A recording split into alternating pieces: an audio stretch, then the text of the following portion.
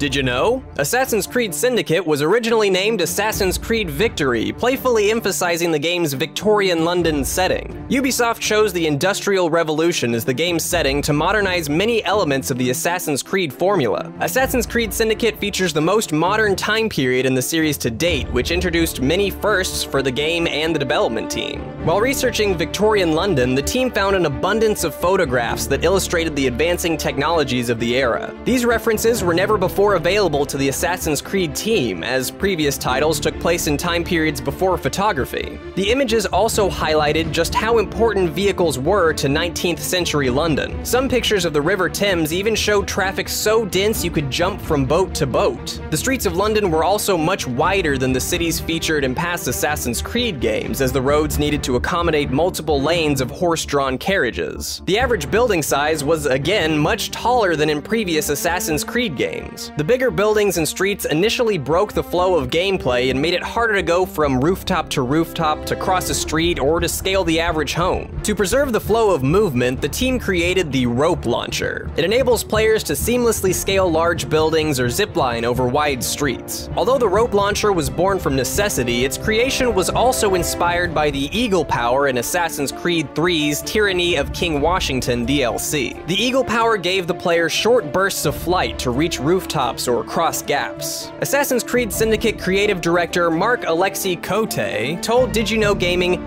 "The inspiration actually comes from our work on Tyranny of King Washington. In the second episode, we had a power called Eagle Power, and we really had fun flying around Boston and New York in that setting. A lot of the ideas in the first prototypes are actually based on that code. It was something that felt liberating in the Tyranny. We wanted to bring it to a larger audience by including it in the main game of Assassin's Creed Syndicate." Ubisoft actually took roads and traffic flow into consideration before any buildings. If vehicle navigation wasn't integrated well, getting around London would break the flow of the game. The team felt the vehicles were a natural inclusion as they fit all traditional pillars of the Assassin's Creed formula: navigation, stealth, and combat. Players can navigate the city using horse-drawn carriages and trains, hide in carriages, coerce their targets inside, ram their enemies, or fight on top of moving vehicles. The London Underground subway opened in 1863, 5 years before the events of Assassin's Creed Syndicate. Ubisoft originally wanted to incorporate the Underground into the game, but it was not included because the team felt it wouldn't offer many exciting gameplay opportunities.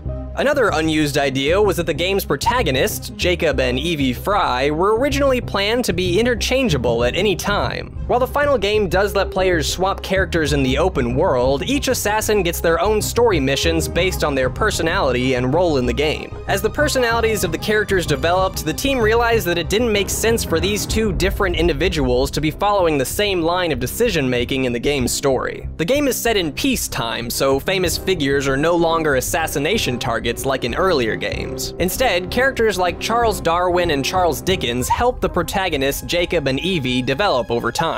Because the events of Assassin's Creed Syndicate take place less than 150 years ago, historical characters in the game still have great-grandchildren alive today. This also factored into why historical figures were no longer assassination targets, as Ubisoft didn't want to offend their relatives. Instead, the team created fictional characters to assassinate. Though many aspects of the game are factual, the team had to make up names for pubs that didn't already exist. The game's senior producer, Francois Pelland, told LazyGamer.net, "We've been working with historian and Victorian-era specialist Judith Flanders, who has been amazing, and she guided us through all the research. It was really hard to make the names of the pubs because we didn't want to use ones that already existed for numerous reasons. So our writers came up with a list of names and she just destroyed the list completely. Then she came up with names that made sense and fit the period in the truest way possible. Although some of the brands had to be made up, at least some of the advertisements in the game are based on real ads from the Victorian era. One example are the advertisements for W.H. Atkinson's Champion Plate Polish, which are based on similar ads of the time. The team heavily researched Victorian London in every detail. One of the books they used for reference even described the smells of the city. One of the more obvious details that came out of the research was the evolution in Victorian weaponry. People no longer walked around with huge broadswords, and concealed weapons were the norm in Victorian London, so the combat system had to be revised to accommodate the change. The concealed nature of Victorian weapons enabled a boom in gang culture, which the team capitalized on. When creating new Assassin's Creed games, Ubisoft try to find fantasies that supplement being an assassin. Since this industrial revolution was the birth of organized crime in London, the team decided to implement a system of conquering the map through gang activity. Jacob and Evie use their gang, the Rooks, to take power away from the Templars through London's underworld. Although Assassin's Creed Syndicate has a strong emphasis on gangs, the game won't feature multiplayer. Ubisoft opted to concentrate all their efforts into the single-player experience to take Assassin's Creed back to its roots. One of the reasons for focusing their efforts in this way is to emulate the Assassin's Creed experience seen in Assassin's Creed 2.